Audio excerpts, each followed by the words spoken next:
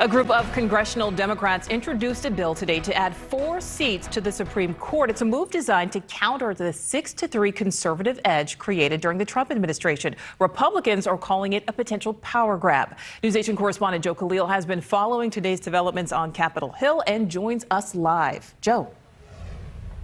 Yeah, Nicole, and this was really a group of progressive Democrats that introduced that bill. And you're right, it would expand the court. It would change the court from 9 justices to 13. And the reason that they're giving for this is they say they want to restore trust in the institution of the Supreme Court as an independent body. And they're blaming Republicans for eroding that trust. They pointed to President Obama's last term when he tried to nominate.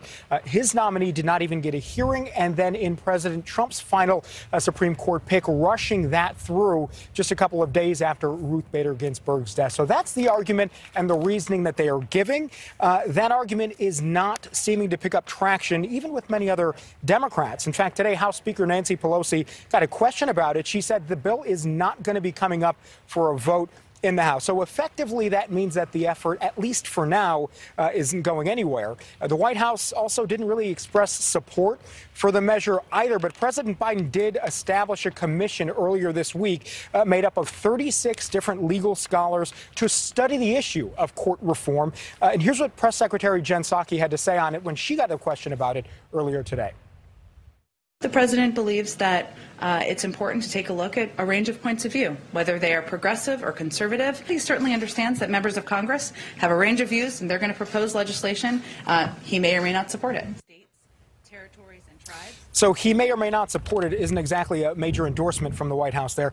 Not surprisingly, many Republicans have been very vocal today in opposing any expansion of the Supreme Court. They say it would be a Democratic power grab. Here's Lindsey Graham today. This is being pushed by the left because we have a conservative majority on the court. The answer is not to destroy the independence of the judiciary. The answer is for Democrats to win elections so they'll have the same right we did. The bottom line here is that court packing eventually would destroy the independence of the court. And Nicole, it's not very often that Supreme Court justices speak out and take points of view on certain issues publicly. But Justice Stephen Breyer, who was appointed by a Democratic president, by Bill Clinton, talked this weekend, and he addressed this issue, also coming out against it. He said that expanding the court, that adding justices, would only make the perception that the court is partisan even worse. Nicole?